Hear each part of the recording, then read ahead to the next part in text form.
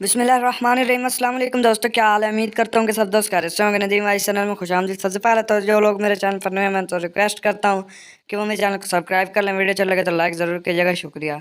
हज़रत जाबिर रज़ी अल्लाह ताला अन्हु बयान करते हैं कि जब खंदक खोदी गई तो मैंने हज़रत मोहम्मद सल्लल्लाहु अलैहि वसल्लम को भूखा पाया। मैं अपनी बीवी के पास आया और पूछा कि तेरे पास कुछ है? उसने एक थैला निकाला जिसमें एक साया जौ थे और हमारे पास एक बकरी का बच्चा पला हुआ था। मैंने उसे ज़िबा किया और मेरी बीवी ने आटा पीसा। मैंने इसका गोश्त काट कर हंडी में डाला। इसके बाद अन हज़रत सल्लल्लाहु अलैहि वसल्लम के पास लौटा। बीवी ने कहा कि अन हज़रत सल्लल्लाहु अलैहि वसल्लम और आपके सहाबा कराम के सामने मुझे रुसवा न करना, यानी ज़्यादा आदमियों की दावत न कर देना।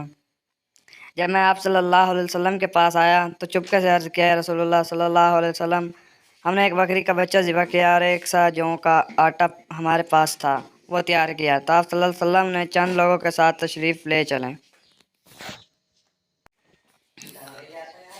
ये सुनकर हज़रत मोहम्मद सल्लल्लाहु अलैहि वसल्लम ने पुकारा और फरमाया, ए खंदक वालों, जाबिर ने तुम्हारी दावत के लिए आदर चलो। और हज़रत हज़ूर सल्लल्लाहु अलैहि वसल्लम ने फरमाया, मेरे आने तक हंडी ना उतारना और ना गूंदे हुए आटे की रोटी पकाना। चुनांचे मैं वहाँ से आया और हज़रत मोहम्मद सल्लल्लाहु अलैहि वसल्लम भी तशरीफ़ लाए और आप सल्लल्लाहु अलैहि वसल्लम सब लोगों के साथ आगे थे। मैं अपनी बीवी के पास आया, वो बोली, तुम्हारी ही फजीयत और रुसवाई होगी। मैंने कहा, मैंने वो ही किया जो तूने कहा था। बाला आकर इसने गूंदा हुआ आटा निकाला।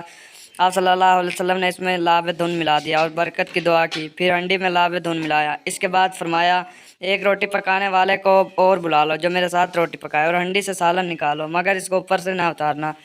हज़रत जाबिर रज़ी अल्लाह ताला अन्हु बयान करते हैं कि इस वक्त हाज़रीन 1000 थे और मैं खुदा की कसम खा कर कहता हूँ कि सब ने खाया, यहाँ तक कि छोड़ दिया और लौट गए, और हमारी हंडी का वही हाल तक उबल रही थी और आटा भी इसी तरह इसकी रोटियाँ पक रही थी। मज़ीद ऐसी वीडियो के लिए चैनल ज़रूर सब्सक्राइब कीजिएगा।